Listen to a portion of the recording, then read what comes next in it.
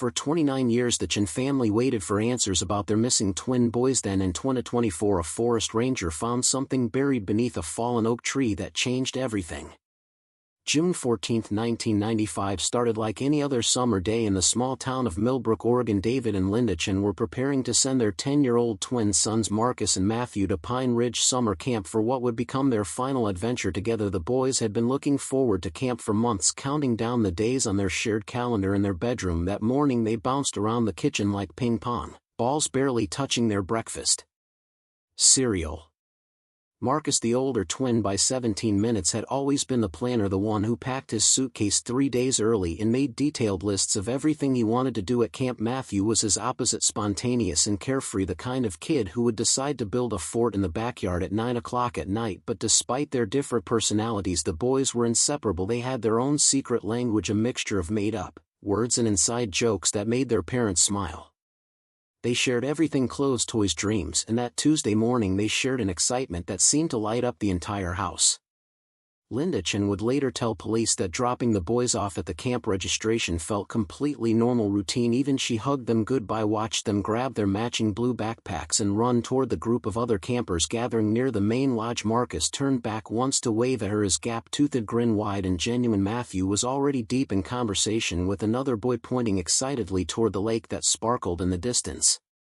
The Pine Ridge Summer Camp sat on 200 acres of pristine Oregon wilderness. Founded in 1978 by retired teacher Margaret Holloway, the camp had built a reputation for outdoor adventure and character-building programs. Children ages 8 to 15 came from all over the Pacific Northwest to experience hiking, canoeing, arts and crafts, and campfire storytelling. The facility could accommodate up to 60 children during peak summer weeks, and 1995 was expected to be their busiest season yet.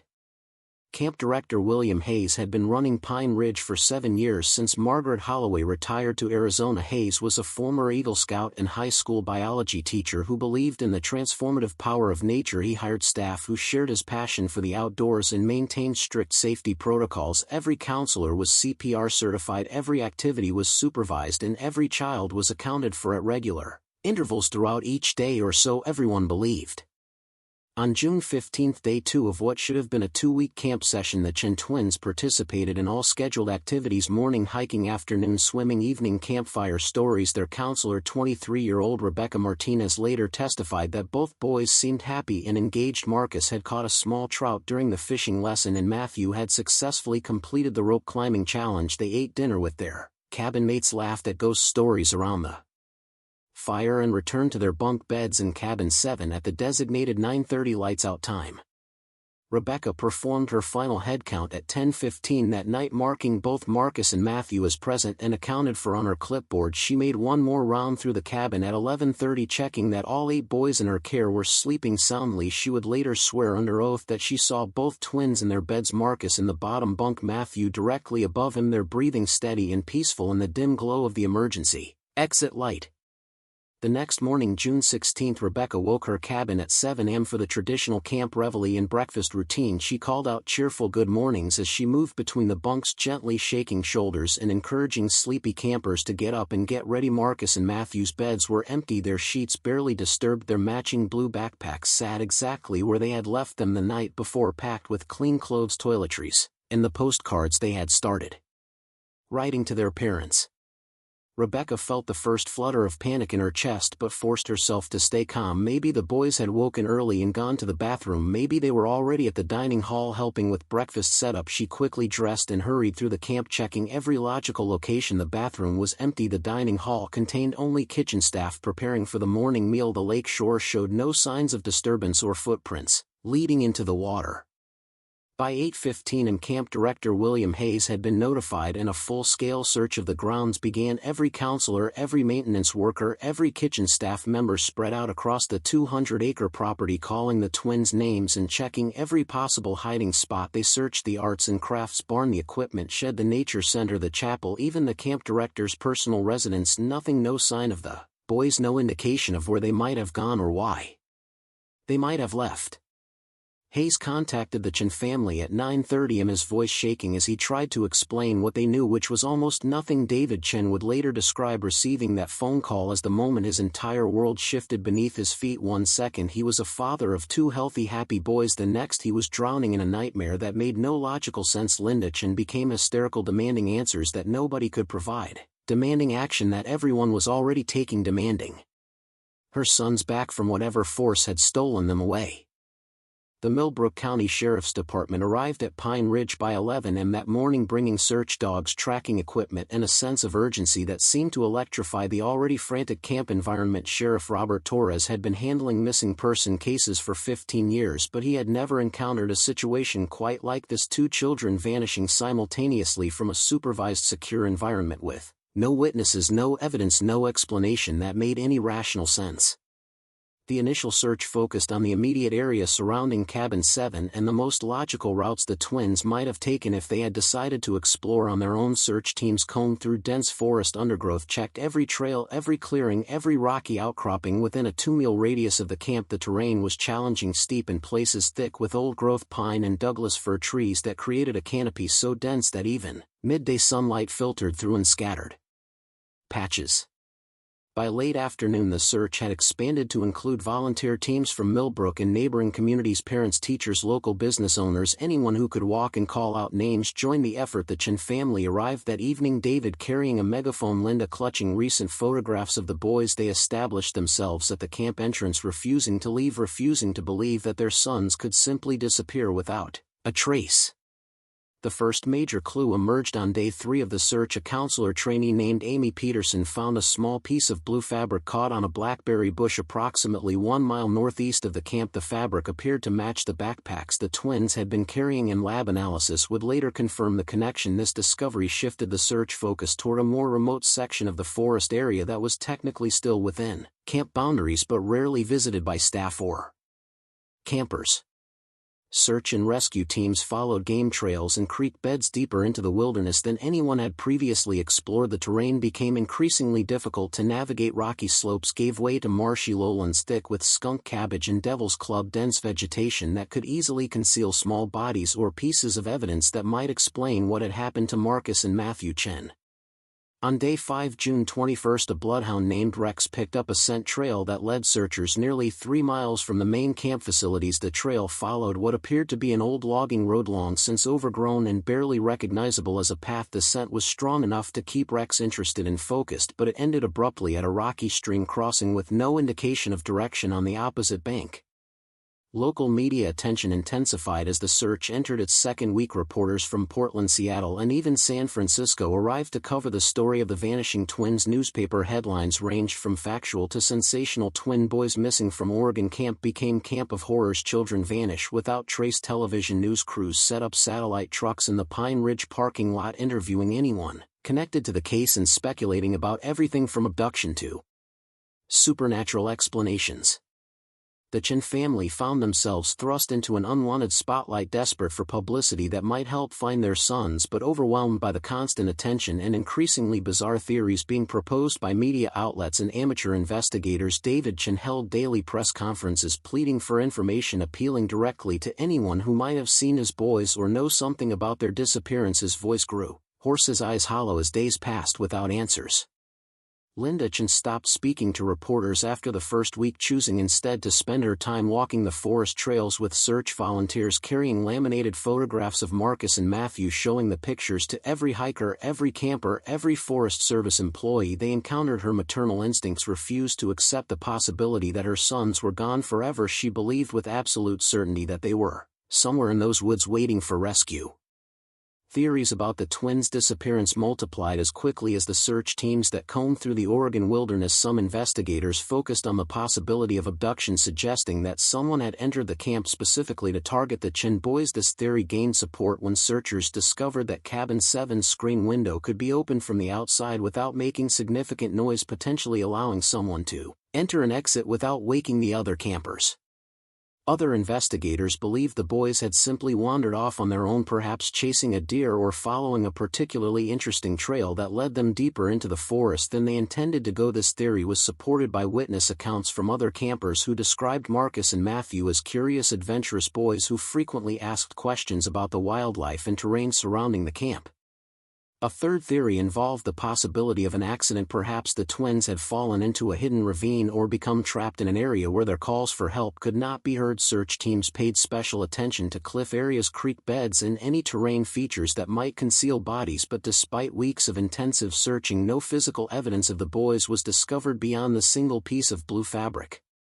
As summer turned to fall and the initial search efforts were scaled back, the Chen family faced the impossible task of returning to normal life while continuing to hope for their son's return. David took a leave of absence from his job as an accountant. Linda stopped sleeping in their bedroom, choosing instead to maintain a vigil in the boys' shared room, sitting in the chair between their beds waiting for phone calls that never came.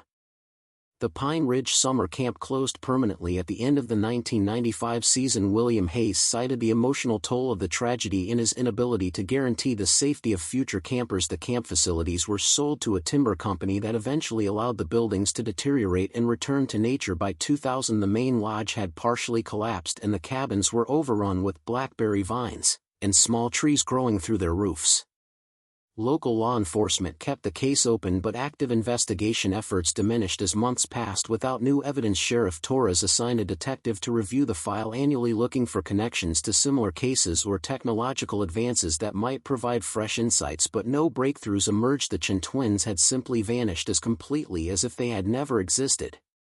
Years passed slowly for the Chen family. Birthdays became days of mourning. Christmas mornings felt hollow without the chaos of excited children opening presents. David and Linda divorced in 2001, their marriage unable to survive the constant weight of uncertainty and grief. David moved to California, where he remarried and started a new family. Linda remained in Millbrook, maintaining the house exactly as it had been the day the boys disappeared, their bedroom preserved like a shrine to childhood. Interrupted. The case occasionally resurfaced in media attention whenever similar disappearances occurred elsewhere in the country or when anniversary dates prompted retrospective news coverage. Amateur investigators and paranormal enthusiasts developed elaborate theories about the Pine Ridge incident. Some suggested supernatural explanations, others pointed to government conspiracies. Most ignored the simple, devastating reality that two small boys had walked into the Oregon wilderness and never walked out. Detective Sarah Morrison inherited the Chen twins' case file when she joined the Millbrook County Sheriff's Department in 2008. Fresh from the police academy and eager to make a difference in cold case investigations, Morrison spent hours reviewing every witness statement, every search report, every photograph taken during the initial investigation. She interviewed retired searchers, consulted with FBI behavioral analysts, and even hired a private investigator to explore leads that might have been missed. Morrison's investigation revealed several troubling inconsistencies in the original casework. The camp's security procedures had been less rigorous than initially reported. Several staff members had criminal background checks that were incomplete or outdated, and the initial search efforts had focused too heavily on areas immediately surrounding the camp rather than exploring more distant possibilities that might explain how two boys could vanish so completely. In 2012, Detective Morrison organized a renewed search effort using ground-penetrating radar and cadaver dogs with more advanced training than had been available in 1995. The search covered areas that had been inaccessible during the original investigation, including sections of forest that had been logged or developed in the intervening years, but once again no physical evidence was discovered. The breakthrough that would finally solve the mystery began with a completely unrelated event. On March 15, 2024, Forest Ranger David Mills was conducting a routine trail maintenance inspection in the Mount Hood National Forest, approximately 40 miles northeast of the former Pine Ridge camp location. A severe winter storm had toppled several large trees across popular hiking trails, and Mills was assessing the damage and planning removal operations. One particularly massive Douglas fir had been uprooted completely, exposing a root system that extended more than 20 feet in diameter. As Mills worked to clear smaller debris from around the fallen giant, he noticed something unusual buried beneath what had been the tree's root ball. A metal container, partially corroded but still intact, appeared to be wedged between the roots and the rocky soil. Mills' initial assumption was that he had discovered some type of old surveying equipment or scientific instrument left behind by researchers decades earlier. The container was approximately 12 inches long, 8 inches wide, and sealed with a latching mechanism that had resisted corrosion better than the surrounding metal. But when he carefully extracted it from its hiding place and examined it more closely, he noticed engravings on the surface that made his hands shake. The metal container was engraved with two names, Marcus Chen and Matthew Chen, along with a date, June 16, 1995, the same date the twins had disappeared from Pine Ridge Summer Camp 29 years earlier. Mills immediately contacted the Millbrook County Sheriff's Department and Detective Morrison, who had never stopped working the case even after her official retirement. Morrison arrived at the discovery site within hours, accompanied by a full forensic team, and the realization that they might finally have answers to questions that had haunted an entire community for nearly 3 decades. The metal container was carefully transported to the county crime lab, where it was opened under controlled conditions with proper documentation and chain of custody procedures. Inside the container, investigators found a collection of items that told a story more disturbing than anyone had imagined. There was a hand-drawn map of the Pine Ridge camp area with detailed notations marking cabin locations, trails, and what appeared to be surveillance observation points throughout the forest surrounding the facility. The map showed an intimate knowledge of camp operations and layout, suggesting extensive pre-planning and reconnaissance. The container also held 2 small notebooks filled with handwritten observations about individual campers, their daily routines, their personalities, and their relationships with staff members. The notebooks contained detailed profiles of dozens of children who had attended Pine Ridge Summer Camp during the summer of 1995, including extensive notes about Marcus and Matthew Chen that revealed someone had been watching them specifically. Most disturbing of all, the container held photographs, Polaroid images of children at the camp taken from concealed positions with telephoto lenses. The photographs showed kids during activities, meals, and even sleeping in their cabins. Someone had been systematically documenting and stalking the children without anyone's knowledge or consent, including camp staff who were supposed to be providing supervision and protection. Forensic analysis of the handwriting in the notebooks matched samples obtained from employment records of a former Pine Ridge maintenance worker named Gerald Hutchins, who had worked at the camp during the summer of 1995. Hutchins had passed a basic background check at the time of his hiring, but investigators discovered that he had been using a false social security number and had a prior criminal record in another state. Detective Morrison's team launched a nationwide search for Gerald Hutchins and discovered that he had been living under multiple false identities since leaving Oregon in the fall of 1995. Computer records showed a pattern of employment at youth facilities, summer camps, recreational programs, and other positions that provided access to children in several different states stretching from Oregon to Florida.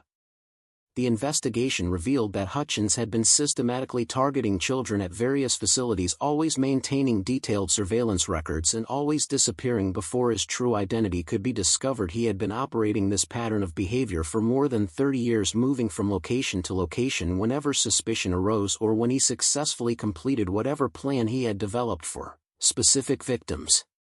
In May 2024, federal agents located Gerald Hutchins living in a remote cabin in northern Maine, where he had been working as a groundskeeper at a private school under the name Gary Henderson. The cabin contained an extensive collection of documentation similar to what had been found in the Oregon forest: photographs, maps, detailed surveillance notes covering dozens of children at facilities across the country.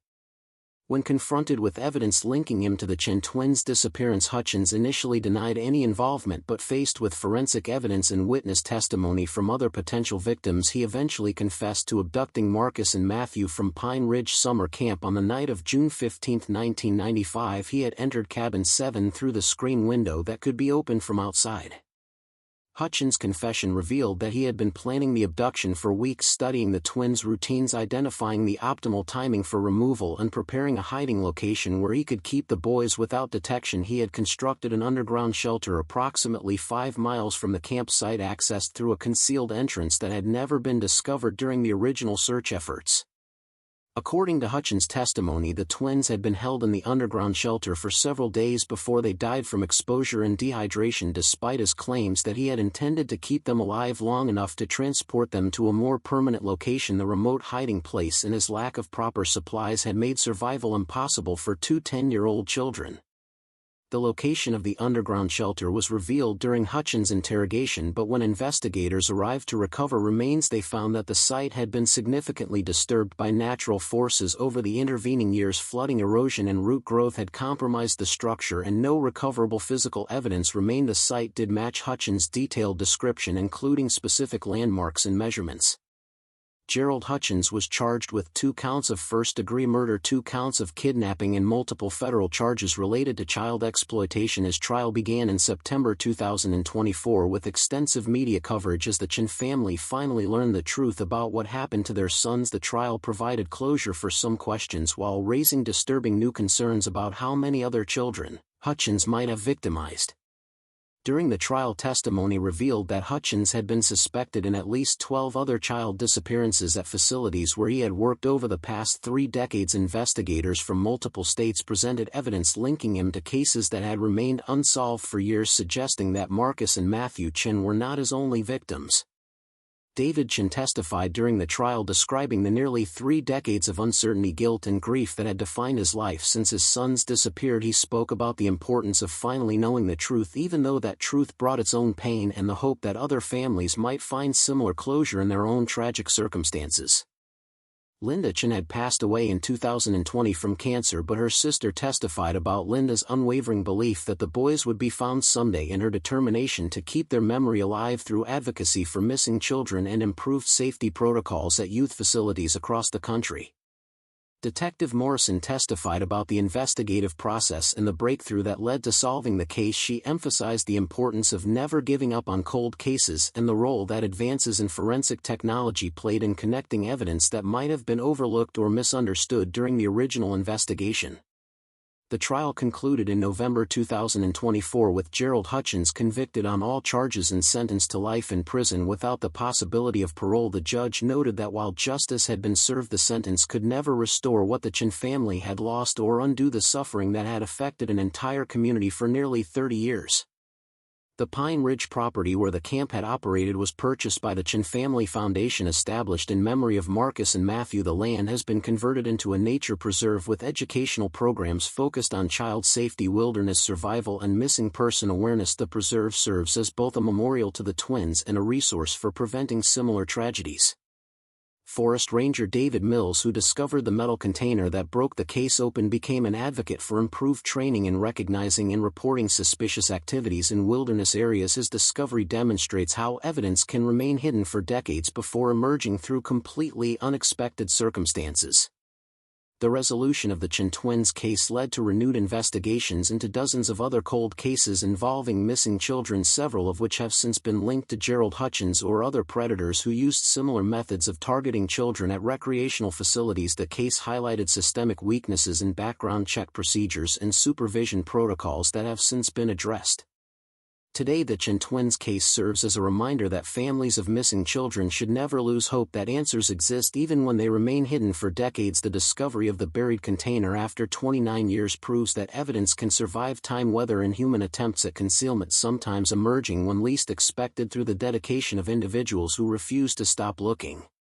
The story of Marcus and Matthew Chen demonstrates both the devastating impact of predatory criminal behavior and the resilience of communities that refuse to forget victims or stop seeking justice. Their names are now permanently remembered through the preserve that bears their name and through the improved safety measures that their tragedy helped inspire at youth facilities nationwide. Detective Morrison continues to work cold cases on a volunteer basis, using the skills and experience gained from the Chen twins investigation to help other families find answers about missing loved ones. She believes that every unsolved case deserves continued attention, and that advances in technology and investigative techniques mean that old cases can always potentially be solved with renewed effort. The metal container that contained the evidence solving this case remains in the custody of the Millbrook County Sheriff's Department as part of the permanent case file, but photographs and copies of its contents have been shared with law enforcement agencies across the country to assist in identifying connections to other unsolved cases and potential additional victims. Gerald Hutchins continues to serve his life sentence in a federal prison facility where he has been placed in protective custody due to threats from other inmates who learned about his crimes against children. He has provided information about some of his other victims, but investigators believe there are additional cases that remain unidentified and unsolved. The Chen Family Foundation continues to operate programs focused on missing children awareness, wilderness safety education, and support for families dealing with similar tragedies. The foundation has helped fund search efforts for other missing children and has lobbied for improved legislation requiring more thorough background checks for individuals working with children in recreational settings. This case demonstrates that even the most carefully planned crimes leave traces that can eventually be discovered through persistent scientific advances and sometimes pure chance. The metal container buried beneath the tree roots had preserved evidence that solved not just one case but potentially many others, while providing closure that seemed impossible after nearly 3 decades. Marcus and Matthew Chen would have celebrated their 39th birthday this year had they survived their childhood abduction. Instead, they remain forever 10 years old in the memories of those who loved them and in the permanent record of a case that proved justice delayed does not have to mean justice denied. The forest where they disappeared continues to attract visitors who come to remember 2 boys who loved adventure and to support the educational programs that grew from their tragedy. The Pine Ridge Preserve teaches children about safety while encouraging them to maintain their sense of wonder about the natural world that Marcus and Matthew found so fascinating. Their story reminds us that behind every missing person case are real people with families who never stop hoping for answers and communities that are forever changed by loss but also by the determination to prevent similar tragedies through awareness, education, and never giving up the search for truth no matter how long it takes.